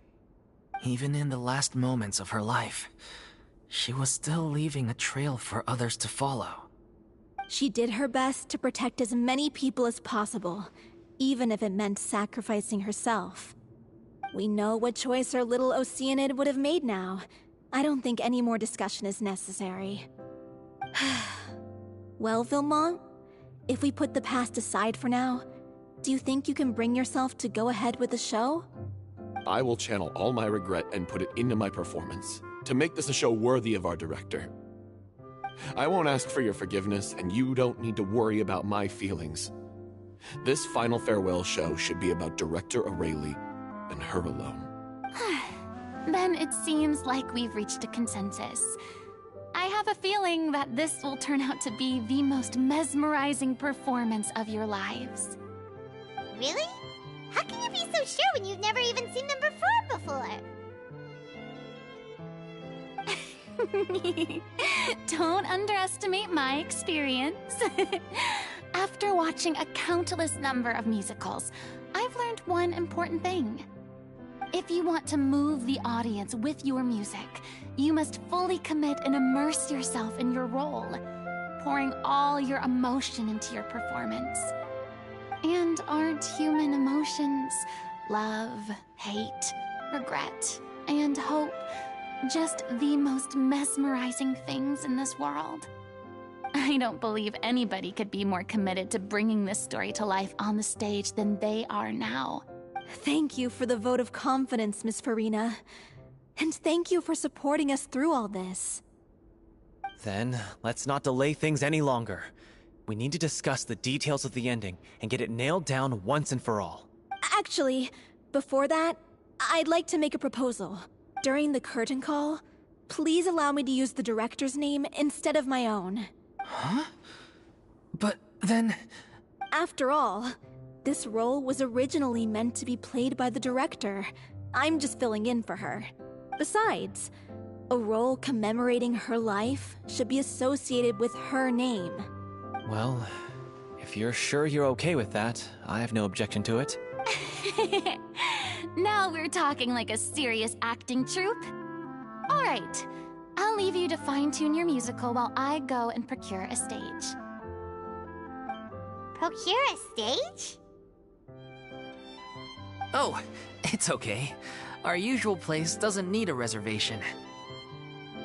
That place? Oh, don't be silly. For an extraordinary show, we need an extraordinary stage. By which I, of course, mean the Opera Epiclese. Whoa, wait, what? No. That's never going to work. It's far too fancy for the likes of us. What are you afraid of? Surely you don't think that Aurelie's story is unworthy of the grandest stage in Fontaine? No, that's not what I meant. It is supposed to be your grand finale, right? I have no problem with it then. How about the rest of you?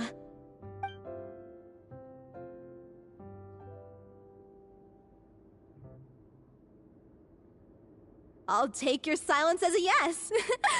Thank you for giving us this opportunity. It really is a dream come true.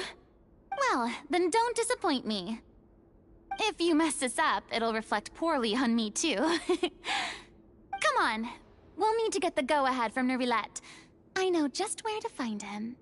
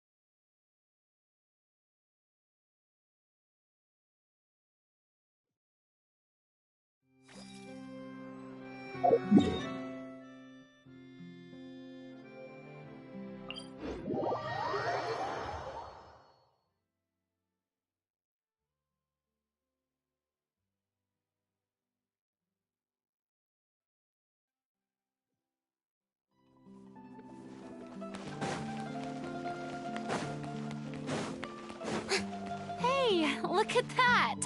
Looks like I guessed right. You were just guessing?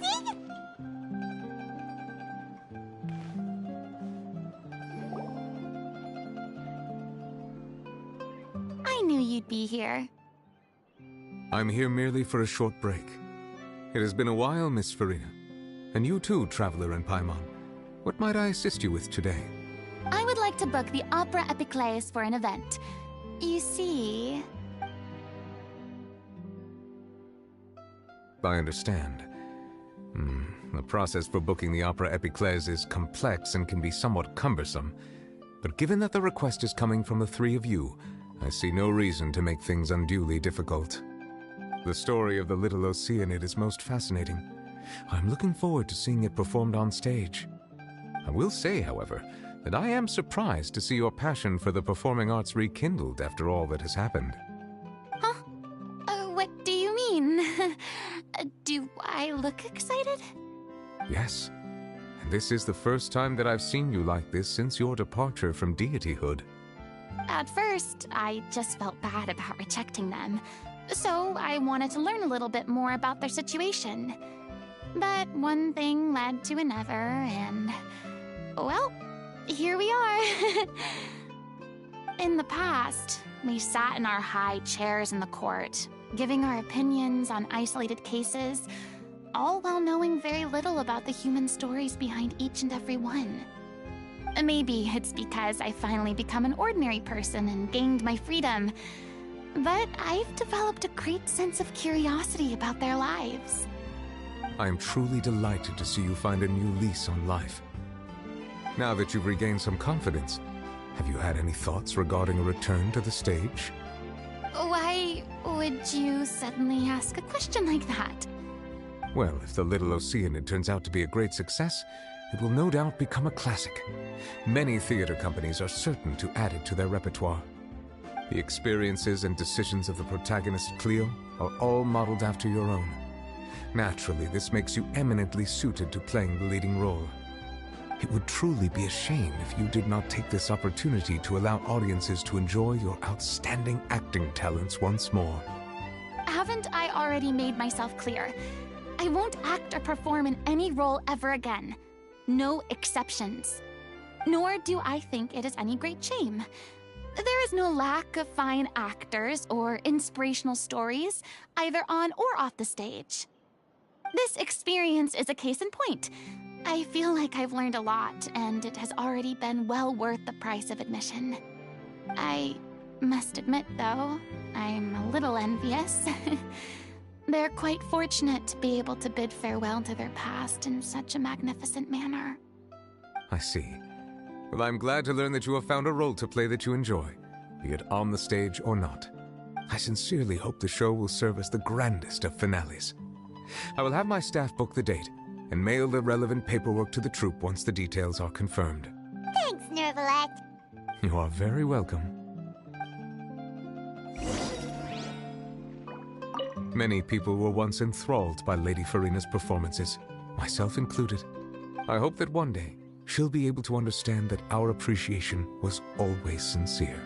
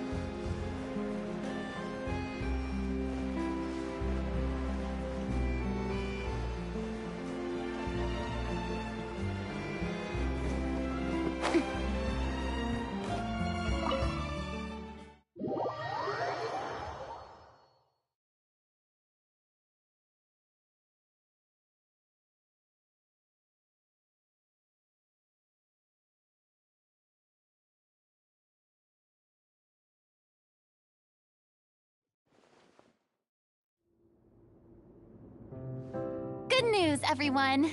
It's done! The Opera Epiclese is booked. Thanks to my eloquent and impassioned speech, Monsieur Neuvillette was moved to provide us with a fitting stage for this special performance. We've had to fight every step of the way for this opportunity, but we now have all of the ingredients necessary to stage a truly spectacular performance. A touching story, a magnificent venue, and last but not least, a passionate and dedicated cast. Now, let's work together and make this show the best it can be. This is truly wonderful. The sooner we can finalize the ending, the more time we'll have to rehearse. Fiumali and I just went over some parts of the script and tweaked a few things. I think it's really going to resonate with the audience now. Wow, you two had a constructive conversation? That's great! Communication is vital to any good performance. Look at us. We've come so far. I never could have pictured this scene a few days ago. It's amazing! Even though Furina's still being a bit of a drama queen about it all, she's really fired everyone up! Please feel free to give us any comments or suggestions you have. We really value your input. Hey, Loic, get over here. Time to practice the opening number.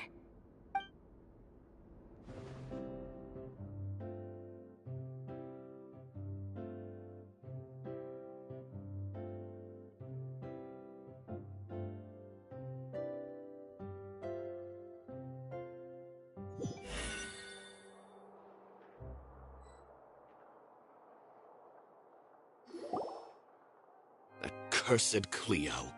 She stole the waters of life from us. She's a fraud, and she must pay for her crimes. This has nothing to do with her. The ignorance and hatred of our people is to blame. How can we hope to win back the water's favor if we don't change our ways? This guy could be useful. Take him hostage. If Cleo wants him back, she'll have to show herself. Leave this place, oh little Oceanid, and never, ever look back!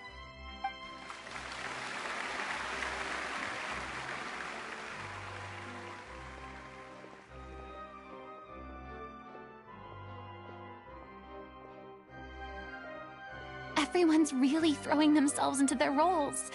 I haven't seen such a fine performance in a long time. If only... What should we do? It's almost time for her to take the stage!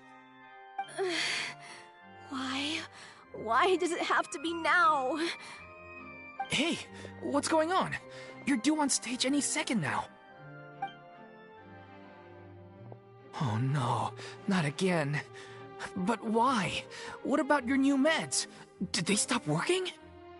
They've been getting less and less effective over time. I've had to keep increasing my dose. What? I thought they cure it. So they were only managing your symptoms? I figured whatever it took to get me through this final performance. How could you do this to yourself? And after that lecture you gave me about not looking after my health. I'm sorry. I've let everyone down. You...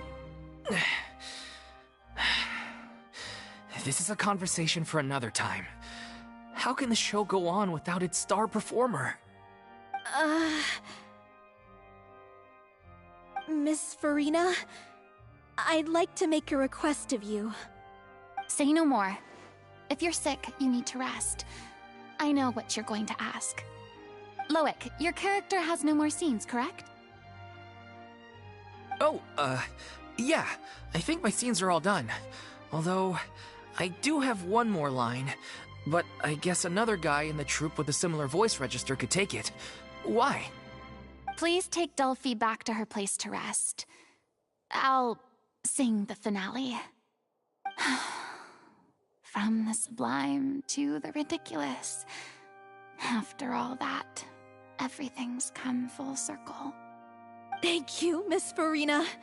I'm so sorry to put you in this position after everything you said. Never mind. What's done is done. It's really my own fault for getting in too deep. No one likes regrets, myself included.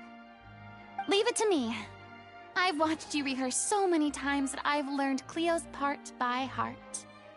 I do not doubt your acting skills, but please allow me to ask just one more question. After all, this show is dedicated to the life and legacy of our director. What, in your opinion, is the reason Cleo shines so brightly? It's her pure heart. Despite all the pain and loneliness she had to endure, she never once stopped believing in the beauty in this world. Well said. I leave Director O'Reilly in your hands.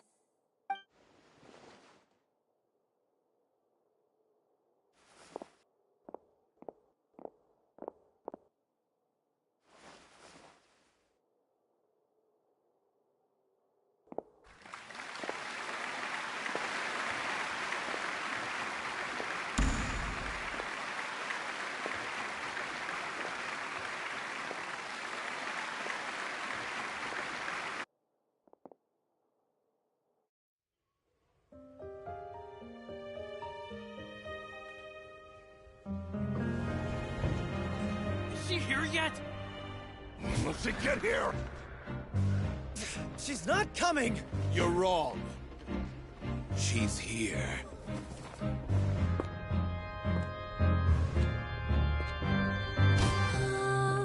Si je pouvais vivre dans l'eau, le monde serait-il plus beau? Me pardonneras-tu, ô chère mère? L'eau dans son courant fait danser nos vies, et la cité elle nourrit, ainsi que toi, mon doux amour. But what about your wish? My wish.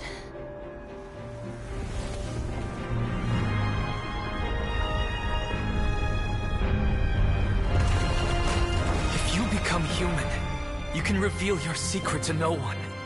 You will face suffering and loneliness. Is this truly what you want?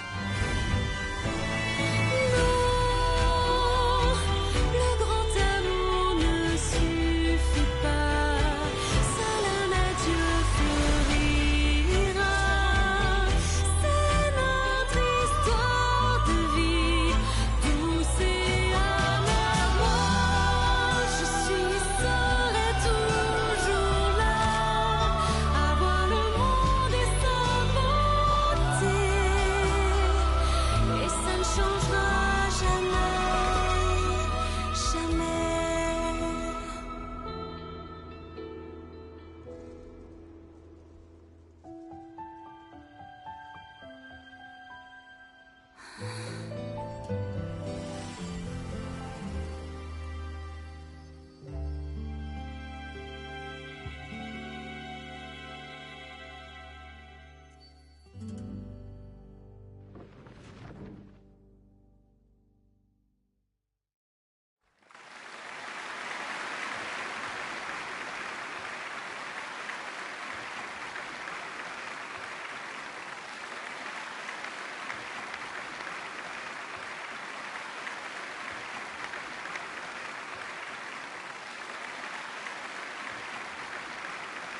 Is it just me? Or was that Lady Furina on the stage just now? She hasn't been seen for a while now, and she just appears out of nowhere? Gotta say, though, her acting skills are as superb as ever. The little Oceanid, Cleo, played by Aurélie Fumont.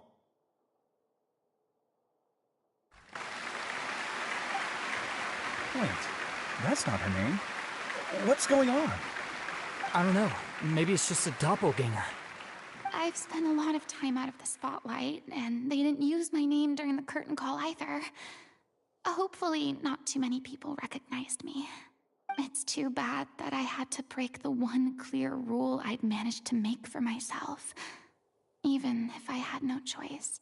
Still, I have to admit that, despite everything, it felt good to be back on the stage again.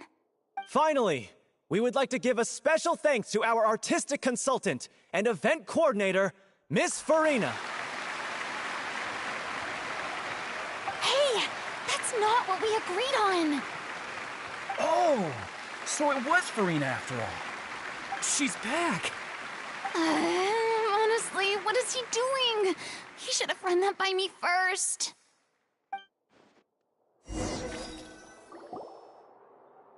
All right, calm down, don't be mad. This was a group decision. We just didn't want your contributions to go unacknowledged.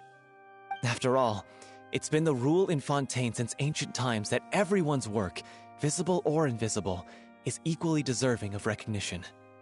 Yes, I know the rule, but it should still be applied on a case-by-case basis. I wasn't ready for this yet. It's no big deal. What's the worst that could happen? Oh, yeah? Well, since you think it's so easy, you can sign them for me. This is a great chat and all, but can we talk about that crazy thing that happened during the show? It nearly gave Paimon a heart attack. Paimon flew over to where she was supposed to be and was about to drop the prop vision, and then suddenly, a real one popped out of thin air! Oh, that. I've got no idea what happened there either. But hey, it worked pretty well, didn't it? I'll bet the audience has never seen such a realistic prop. Wait, what about Dolphy? I wonder how she's doing. Oh, let's go check on her as soon as we finish clearing the stage. Yes. Plus, she'll definitely want to hear how the end of the show went. If nothing else, we can safely say that we accomplished what we set out to do.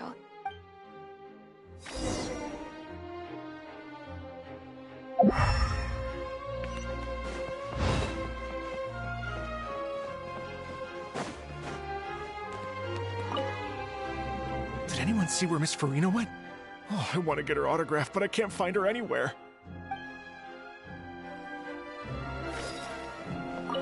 I thought Cleo's actress sang very well. Why did they swap her out at the end? I don't know. Maybe that's just how it was scripted.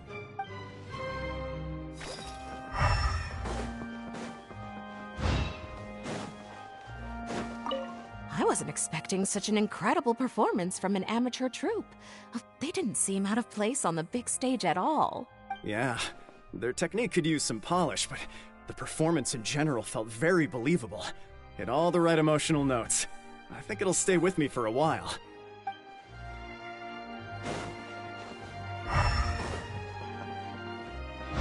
Yep.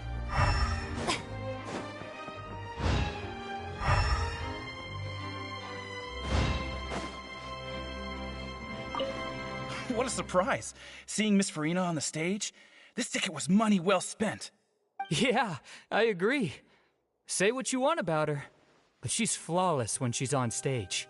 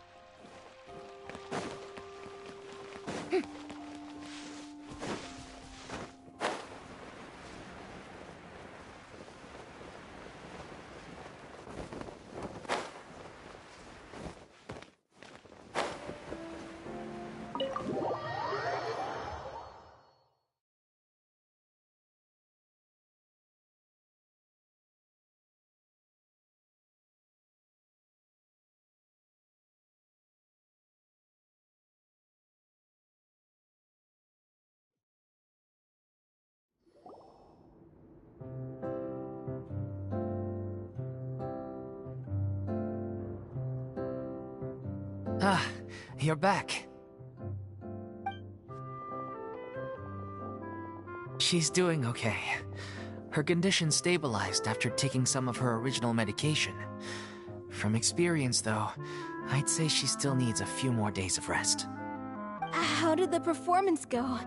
Was it a success? Did the audience like it? You'll be glad to know it was fantastic! Also, you're not gonna believe what happened while Furina was on the stage. You'll probably be able to read all about it in the Steambird first thing tomorrow morning. That's wonderful. I'm so sorry I failed to see it through to the end. I guess I was wrong to try and tough it out to begin with. No, don't worry about it. Like they told me after announcing my name during the curtain call, everyone's work deserves recognition. Even though you couldn't see it through to the final scene, the audience was very impressed by your performance. It's safe to say that you made your mark on this memorial show. Well, one way or another, we did it. I've had bad luck ever since I was born, so I never expect things to go smoothly in life. I'm just happy to know that we went out on a high note.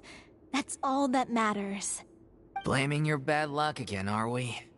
Maybe if you didn't push yourself past your limits so much, your illness wouldn't be flaring up all the time. Oh, don't you start. I don't have the energy to argue with you right now. Aw, you two clearly care a lot about each other. I don't know what you're talking about. You mean we never stop arguing with each other?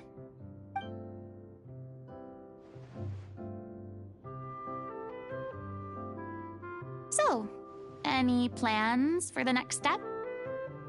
After the brilliant performance you put on, the reputation of your troupe is sure to spread through Fontaine like wildfire. You won't have to disband if you don't want to. You could capitalize on the rave reviews and license out the Little Oceanid to the bigger theater troupes out there. That would do wonders for your financial situation. No, we should still disband. Yeah, it's what we all agreed to. After all that's happened, I should give you guys some space. But maybe our paths will cross again one day. Hey, don't just walk off! I still want to keep performing, so I might join another troupe. After watching Miss Furina's performance, I think I'm starting to understand our director's infatuation with musicals. You should do it. It suits you. I'd originally hoped to keep performing too, but I don't know if my health will allow me to. Oh, so now you finally got your priorities in order. I guess I'll hold off until you've properly recovered as well. What about you, Miss Furina? Any future plans? Well, frankly, I think a return to obscurity is no longer an option for me. I'm sure a slew of consultancy requests will hound me wherever I go, until I finally acquiesce. You rather sealed my fate there with your special thanks at the end of the show. Sorry. It's quite all right. Is that this whole experience has shown me that perhaps I'm not as averse to a return to the stage as I'd previously imagined. Maybe Nervillette was right. Maybe Cleo is the right role for me. I still don't wish to pretend to be someone else, but I do have a desire to express myself. So, maybe the show will go on for me after all.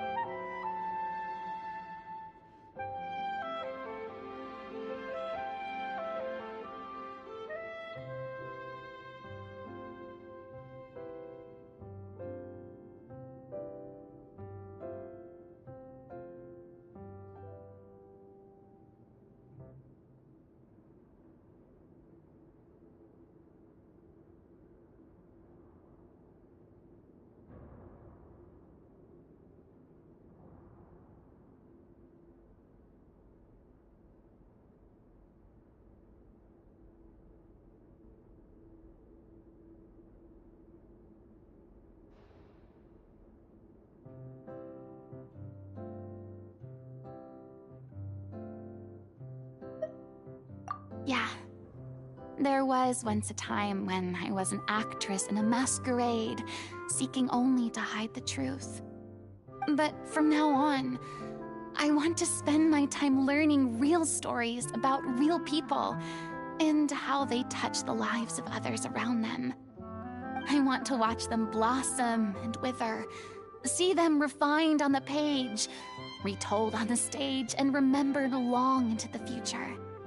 I'm sure this is what captivated director O'Reilly as well. Sounds like you're ready to stop running from your true calling. The more you get out into the world, the more you'll discover what a fascinating place it is.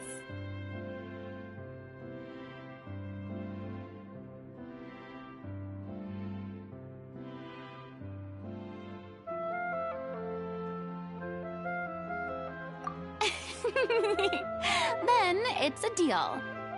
If a vision is a gift from the gods, then I should do my best to honor it.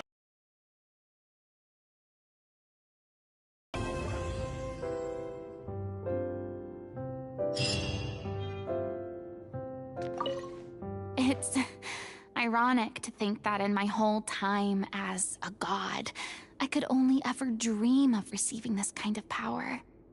And now that the gods have given me their blessing, it actually feels more like I'm finally able to take my fate in my own hands. Is that how humans feel about it as well?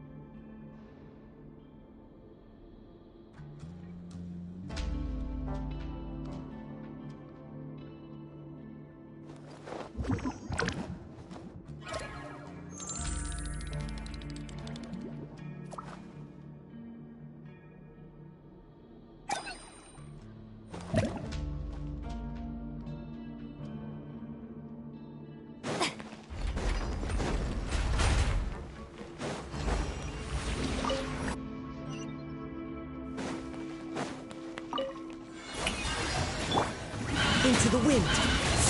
No, my sword! Time to act. Let's begin.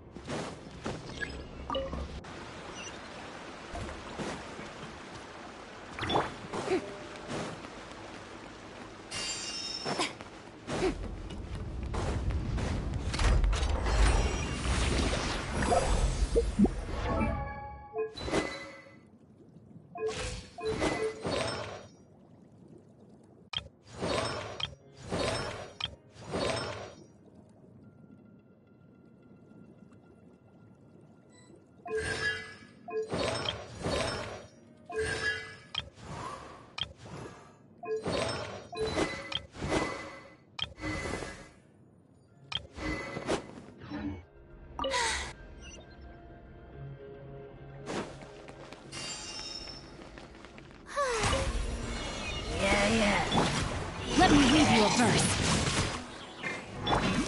One with nature. A moment, please.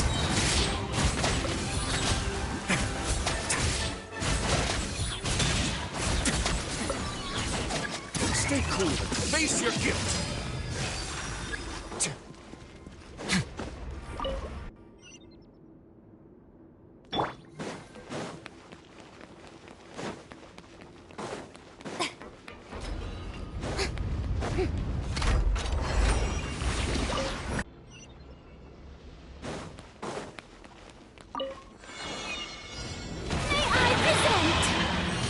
Let my name echo in song!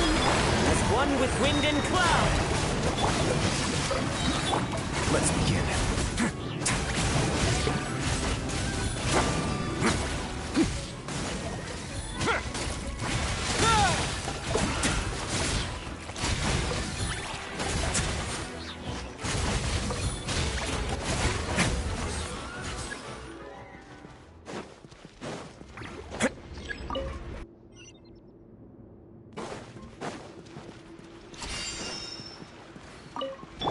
Witness the power of Guwa! Shower me! Into the wind. Time to shine!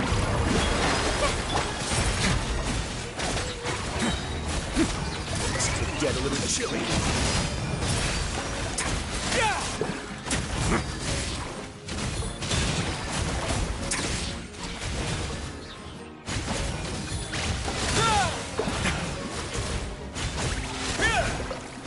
A moment, please.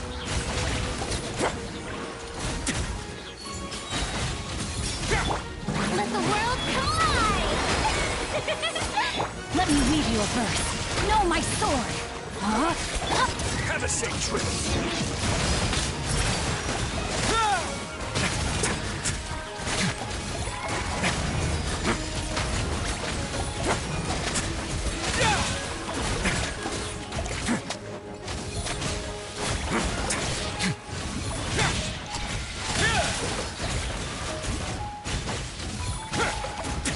Let's begin.